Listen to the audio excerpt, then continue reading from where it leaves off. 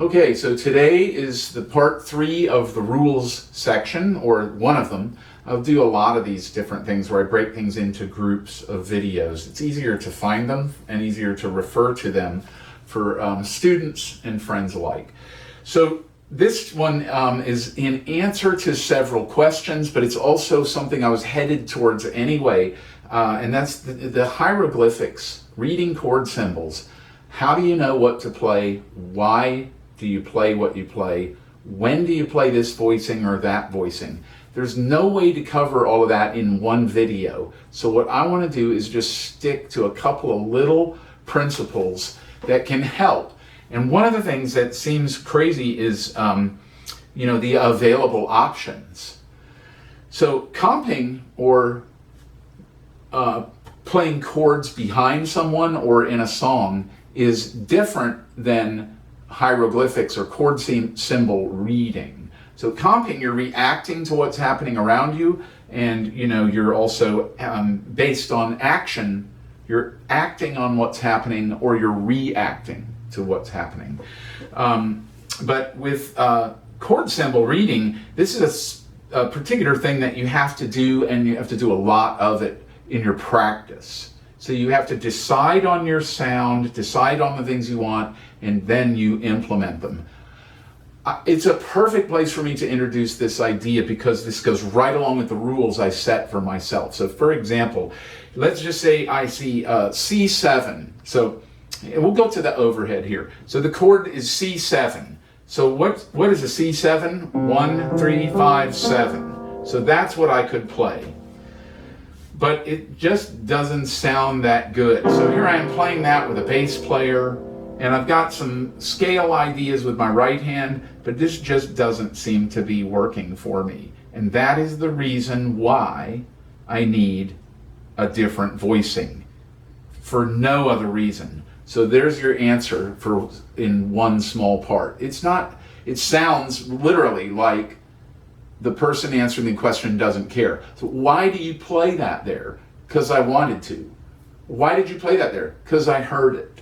Why do you play that there? Because it sounds better there than somewhere else. Why did you play that voicing that way?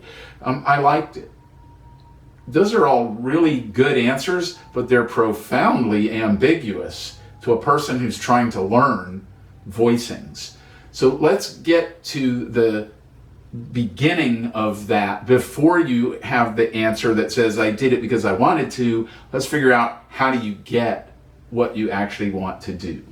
So C7, we have this as an option.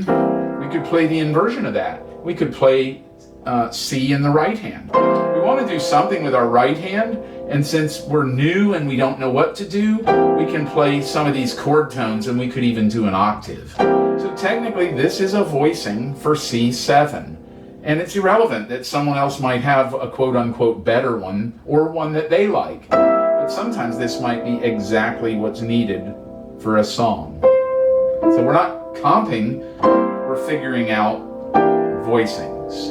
Now there, I slipped into a part of a jazz voicing and put 9 in.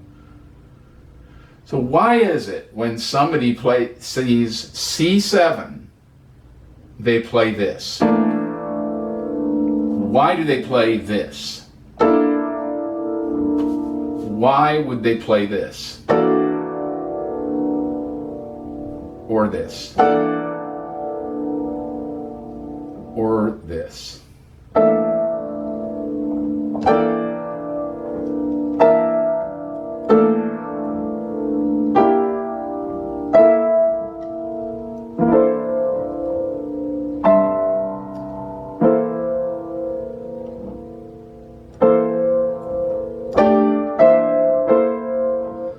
Why is all of that a C7? Because every single one of those is part of a voicing for a C7 with 9 and 13 or sharp 11. So when you're playing a blues, the one chord in a blues, in our case here, is a C7. So we will not want the F sharp. The F sharp is one that goes with the 4 chord.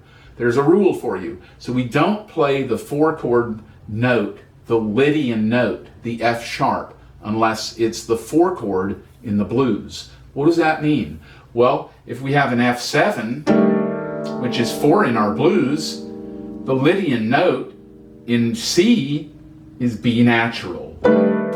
So that would be why we could play this kind of a voicing for an F7 when it says F7 sharp 11, or what if it just says plain old F7? Well, that's when I have to use my knowledge of theory and my knowledge of music to decide, you know what, a Lydian thing would sound really good here. Or maybe not. Maybe I just want plain old F7.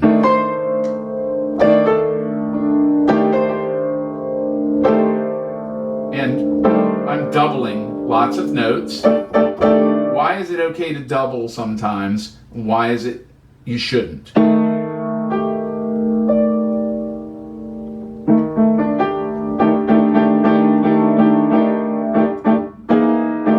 Sometimes it's because it's easier to do something like that by half steps if you only have a few notes. Sometimes it's because you just want a thinner, more open sound. Sometimes it's just because you wanted to double. If you're really paying attention, I'm not being sarcastic or facetious or difficult. I'm showing you why you have to learn a lot of chord voicings and why you have to study theory and why you have to actually listen to a lot of music.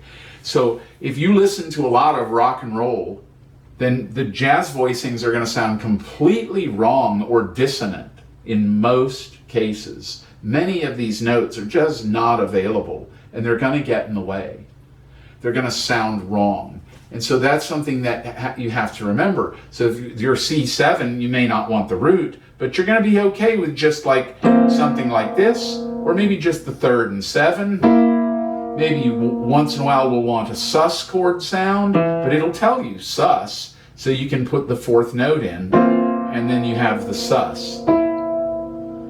So the chord symbols, though, like C7 for a jazz musician, they don't tell you what to put in. When you just see plain old C7, D7, F7, that means put at least 9 and 13 in with 3 and 7. You can get rid of everything else, but you need 3, 7, 9, and 13. You need those 4 notes. So if you find those out, then you can start figuring out the other colors.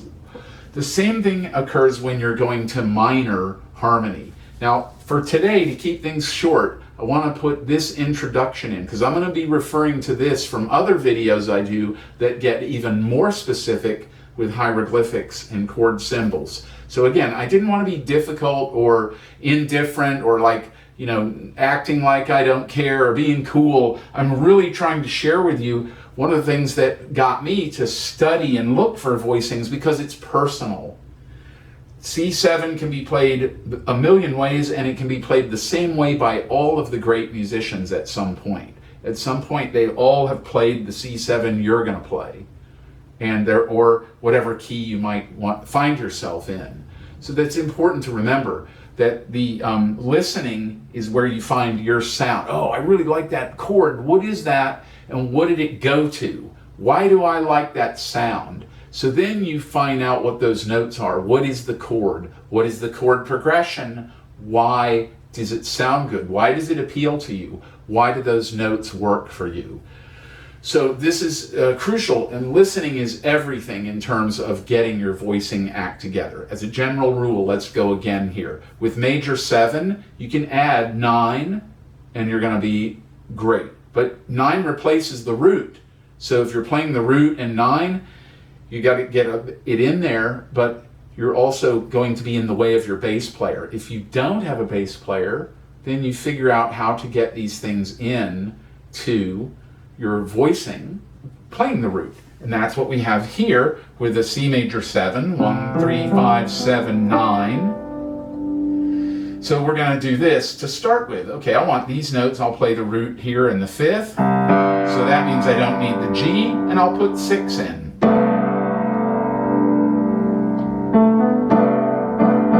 Well, what if I do that with a dominant 7th?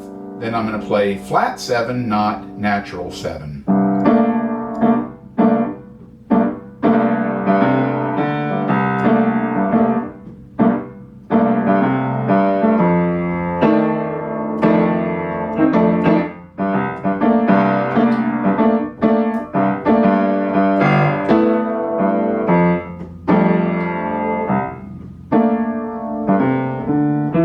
So you'll notice I was only playing 3 notes. These were all the notes that are available in the blues to start with. It's what we call a blues inside based on mixolydian. So C is 5 in the key of F, and F is 5 in the key of B flat, and G is 5 in the key of C. And so we play mixolydian ideas on all of them. And remembering that the 4 chord can also be treated as Lydian, which means as a dominant chord it will be called Lydian flat 7. I've discussed this in other places and I will continue to bring it up because it's a great sound. But again, back to the voicing idea, if you like these sounds, here's a way to play a C7 with 9 and 13. So we just have those 4 notes available. Now that's why the stock jazz voicings are so wonderful, because for a long time when you're playing in more jazz-based or blues-based situations, if it says C7, just do that, and then you can think about things for your right hand until you get comfortable playing changes. They just voice lead perfectly. Then my G, then my F. Those are the stock jazz voicings. So that would be C7, this is F7, and this is G7. Notice all of them had 9 and 13 somewhere in there. That's just what a jazz musician does. They play those notes. They put them in. That's expected. It's part of the sound. If you were playing with other people and rock and rollers maybe, or down home blues players, less notes, then they might say, man, lighten those chords up, get some of those notes out of there. And so you would know, well, take out a couple of those and maybe play the 5th, maybe play the root and play more blocked. There's always a reason why a voicing works, but it's going to come down to your personality. That's why voicings are so hard. It's not because there's a million of them. It's not because there's a million options.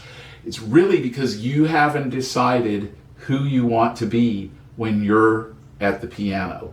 When you're comping behind someone, you have to decide who you are and who you want to be, who you want people to hear you as, and how will you support the people you're playing with. So think about that style-wise. And the last thing I'll mention for today in terms of blues or rock and roll or jazz is listen to albums. If you listen to Bill Evans, you will hear that he does not voice chords the same way that Oscar Peterson does.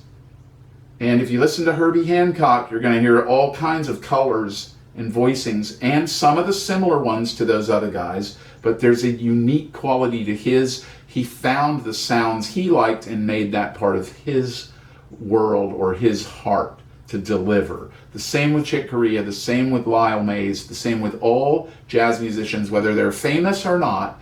The characteristic sound they're using is because they study voicings and look at them and make decisions about them. The more you do that, the more options are available. So you have to study some theory, and that's why I put this channel up. And you have to do a lot of listening, because listening isn't just to open your ears to new things, it also helps you decide who you want to be ultimately. I love all music. So when I was playing in a rock and roll band, I knew, don't play the jazz voicings, play what works. When I was playing in a country band, I knew, whoa, less is more. Lighten up and enjoy the groove and play the pocket. When I was playing in a blues band, sometimes they liked getting heavy, put some sharp 9s in, flat 13s, but a lot of times it was like, just be cool. So in every group, it was always, let me do what makes the group sound good and let me fit in with these players. But in my groups, I have a lot of voicings available because I'm the one harmonizing the melodies and the improvisations. And the guys who play with me always know that the sky's the limit for them. I'll be there. I'll be there when they need me, and I will not get in their way.